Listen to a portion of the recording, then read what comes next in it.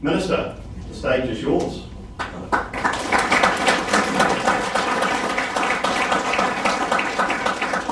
Thank you very much for the introduction, Malcolm. And tēnā koutou, tēnā tātou katoa. Nau mai, haere mai, ki te tangata, ko tahi, ki kutu te mana whenua, tēnā koutou.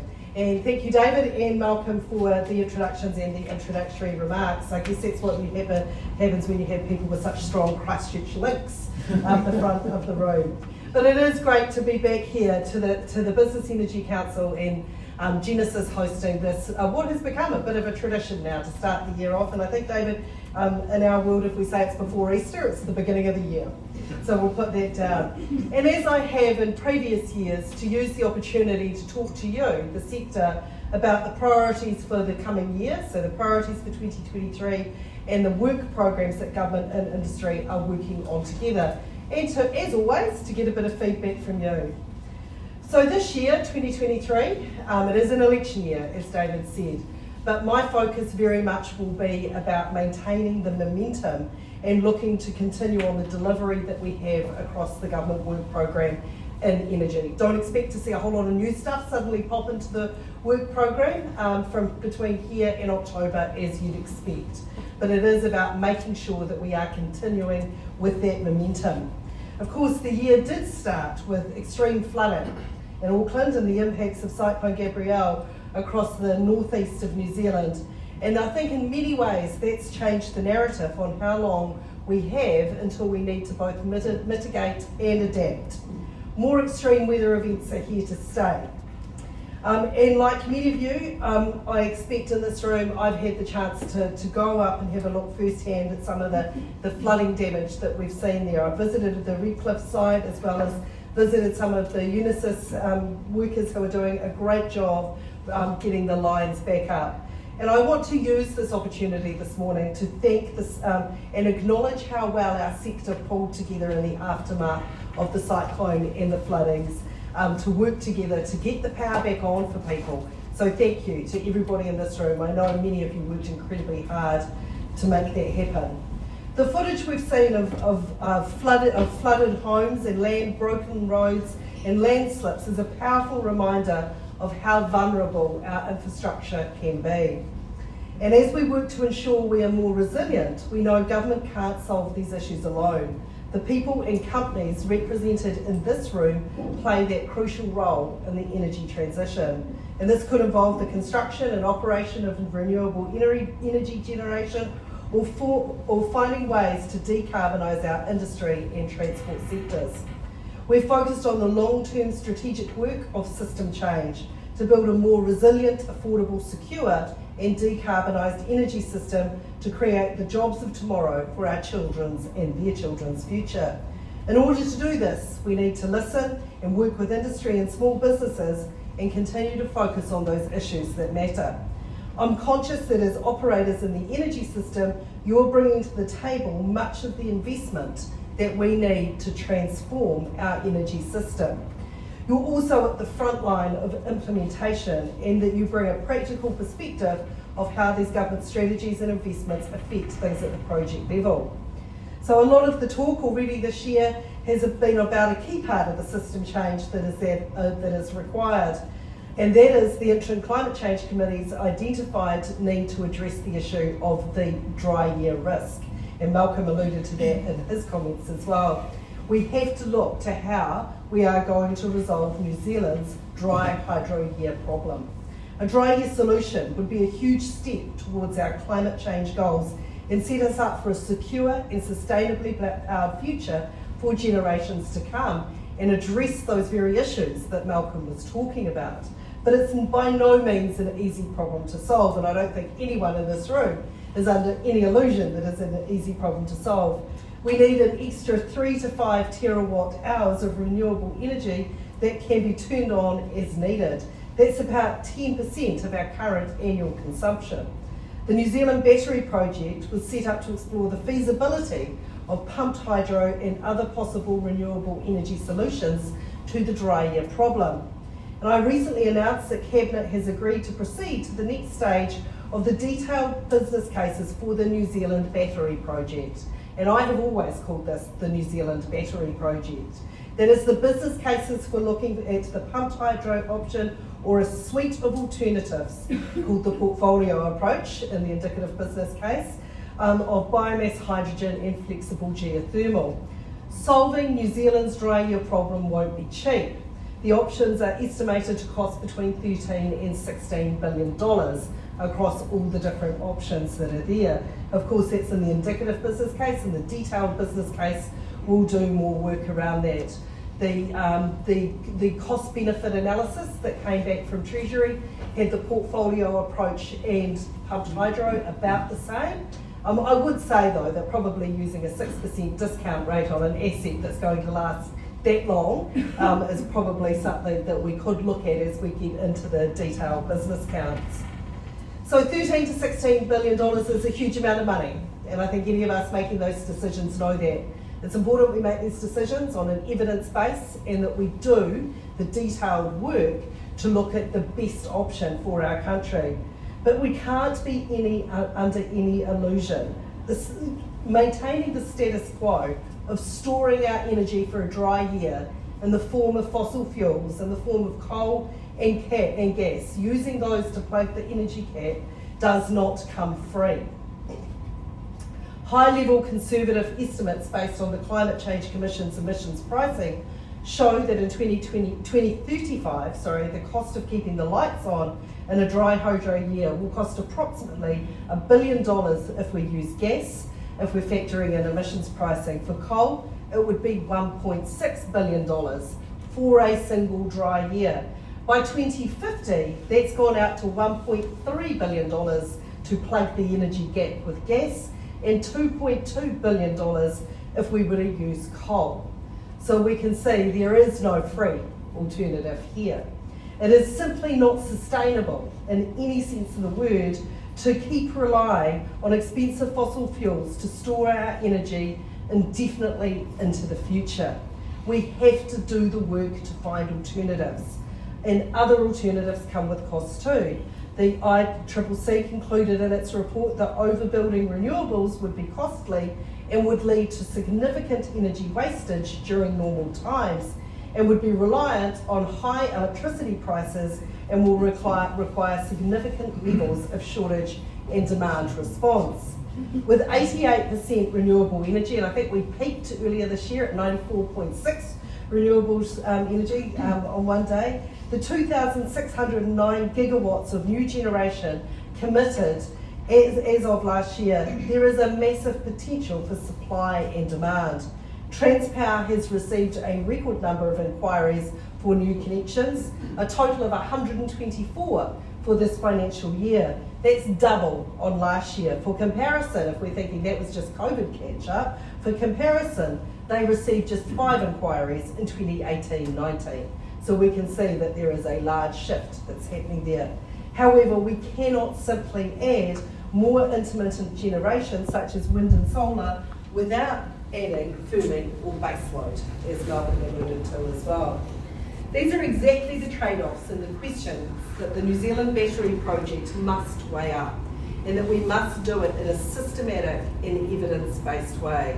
These are the answers that, as a sector and a country, that we must answer. We can develop low emissions, long-term alternatives that will deliver secure electricity supply, allow us to decarbonise other parts of the economy. In an election year, I look forward to each and every party in our parliament putting their penny down on the form of specific policies on how to address the fundamental problems of a dry hydro years and how we store energy in a renewable form for the future. This is a debate that we must have as a country.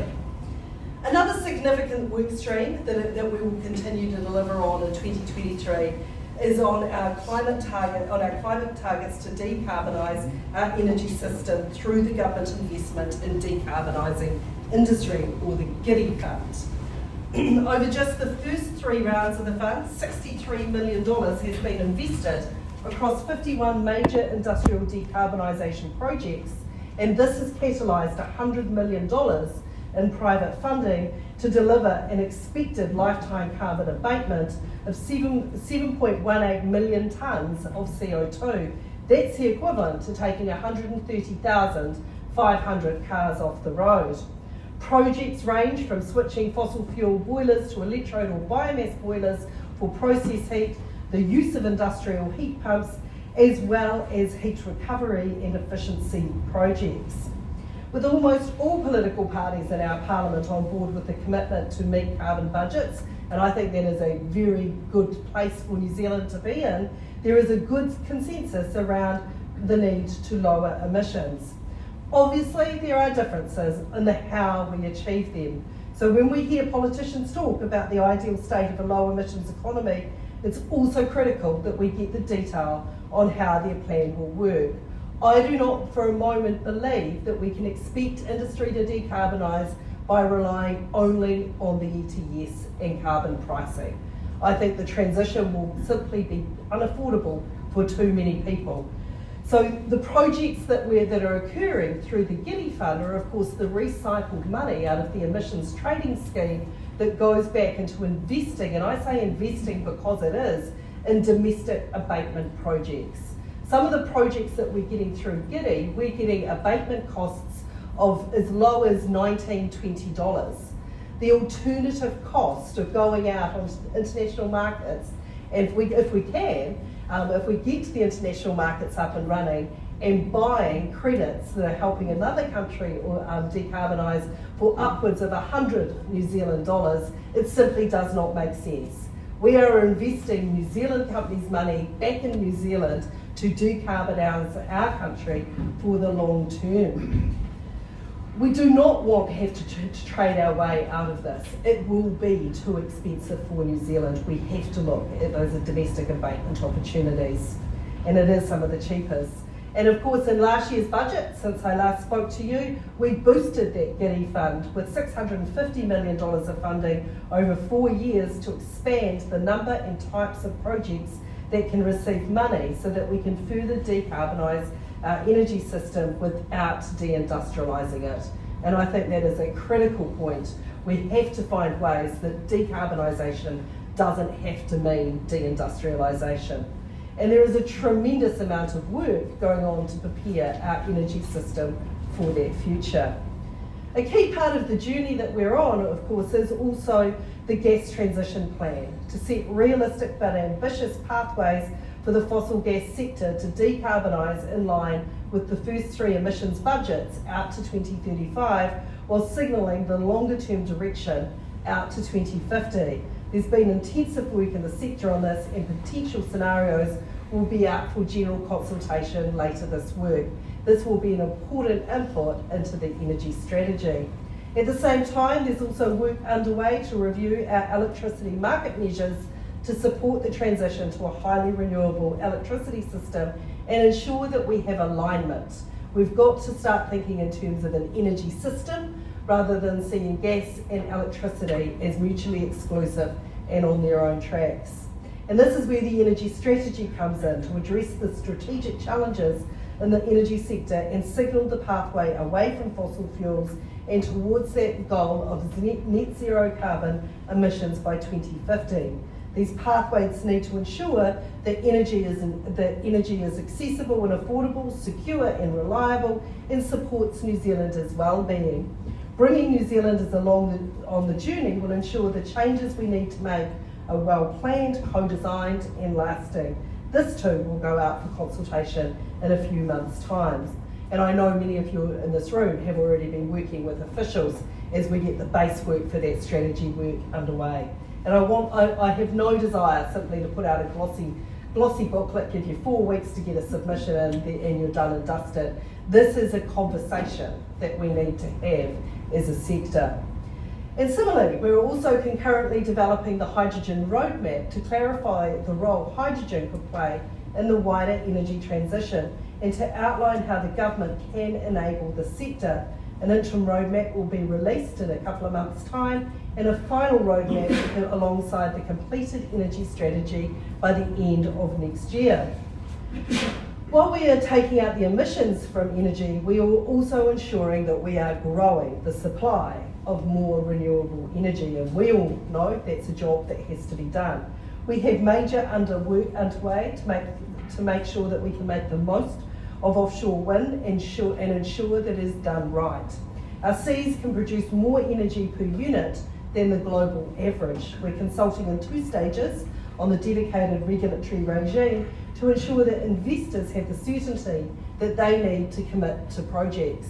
And already we're seeing considerable investor interest in New Zealand as a place.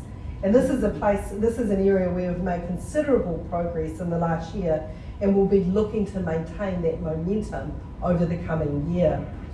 And I'd also like to recognise the important role upstream producers continue to play in New Zealand's energy systems. Petroleum infrastructure has served our energy needs for decades. As these assets reach the end of their lives, however, we need to ensure they are decommissioned in an environmentally responsible manner and that the costs of decommissioning do not fall on the taxpayer. Resilience to disruptions are also important. Having a sufficient supply of onshore fuel stocks will help shield us from major disruptions to international oil and fuel markets, natural disasters and infrastructure failures.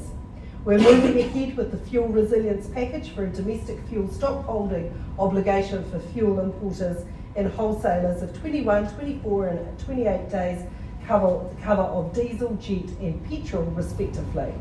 This will be coupled with government procurement of an additional 70 million litres of diesel. So this is a challenging time for the sector. You are working to deliver energy and the electricity systems both for the present and for the future of New Zealand. The move towards a decarbonised economy and the increased electrification that involves is a challenging transition. At the same time, however, these challenges also present enormous opportunities for the industry and for the future of our country.